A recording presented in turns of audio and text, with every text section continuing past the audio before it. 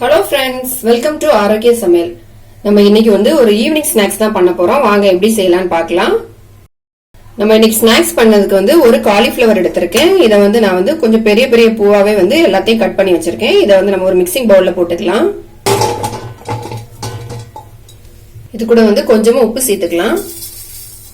உப்பு சேர்த்துட்டு கொஞ்சம் சூடான தண்ணி ஊத்திக்கலாம். நான் இதை ஏற்கனவே நல்லா சூடாக்கி வச்சிருக்கேன். இந்த தண்ணியை இதுல நம்ம ஊத்திக்கலாம்.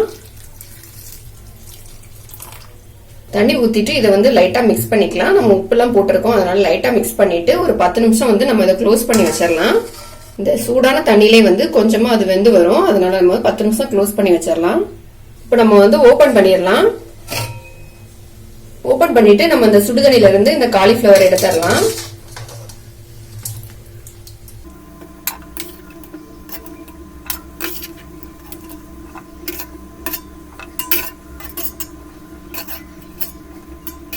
நான் காலிஃபிளவர் எல்லாத்தையுமே ஒரு பிளேட்ல மாத்திட்டேன். இதை நம்ம அப்படியே எடுத்து வச்சிடலாம். காலிஃபிளவர் எடுத்து வச்ச பிறகு ஒரு மிக்சிங் பவுல் எடுத்துக்கலாம். இதுல 1 கப் அளவுக்கு அரிசி மாவு எடுத்து வச்சிருக்கேன். இதை நம்ம இதுல போட்டுக்கலாம். 1/2 கப் அளவுக்கு மைதா மாவு எடுத்து வச்சிருக்கேன். இதை நம்ம இது கூட போட்டுக்கலாம்.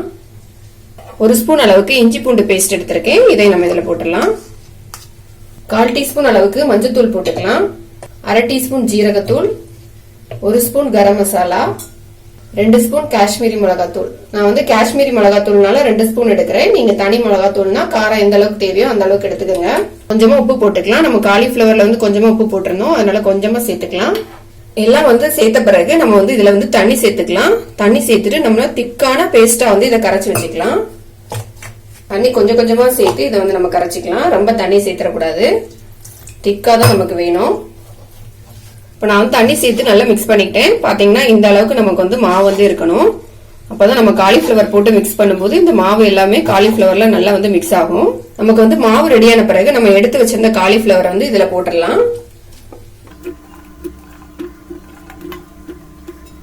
காலிஃபிளவரை போட்டுட்டு நம்ம கை வச்சு இதை நல்லா மிக்ஸ் பண்ணிக்கலாம். இந்த மாவு காலிஃபிளவர் எல்லாம் நல்லா ஒன்னா மிக்ஸ் ஆகணும்.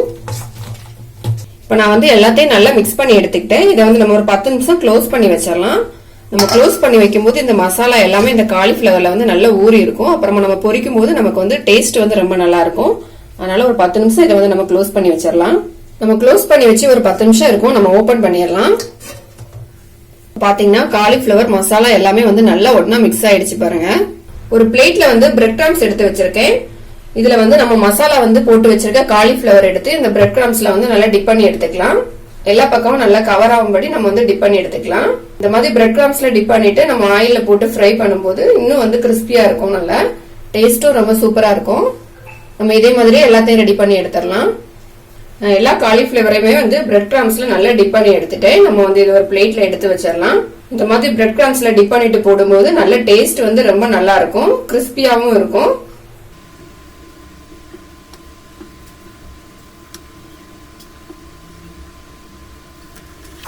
இப்போ நம்மளோட காலிஃபிளவர் ரெடி ஆயிடுச்சு. நம்ம இப்போ ஆயில்ல போட்டு ஃப்ரை பண்ணி எடுத்துடலாம். ஒரு கடாயில எண்ணெய் ஊத்தி வச்சிருக்கேன். இது நல்லா சூடாயிடுச்சு.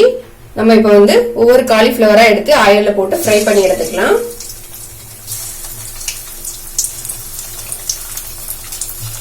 எண்ணெய் நல்லா சூடான பிறகு போட்டுக்கோங்க. அப்பதான் நல்லா கிறிஸ்பா இருக்கும்.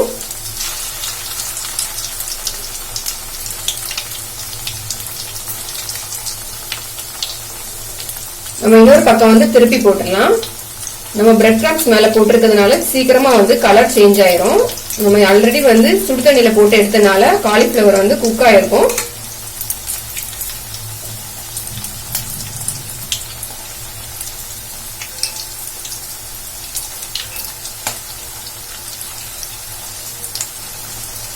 நான் எல்லாத்தையும் திருப்பி போட்டுட்டேன். இந்த சைடு நல்லா ஃப்ரை ஆகட்டும். இப்ப எல்லா பக்கமே ஆயில்ல நல்லா ஃப்ரை ஆயிடுச்சு. நம்ம எடுத்துடலாம்.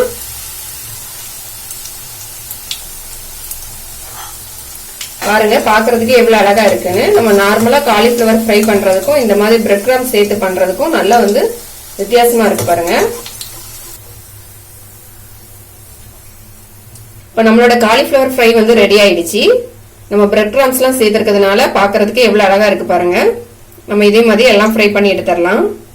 நல்ல கிறிஸ்பியான காலிஃபிளவர் ஃப்ரை ரெடி ஆயிடுச்சு. இது டீ போட்ட டைம்ல இந்த மாதிரி செஞ்சு கொடுங்க, பசங்களுக்கு ரொம்ப விரும்பி சாப்பிடுவாங்க.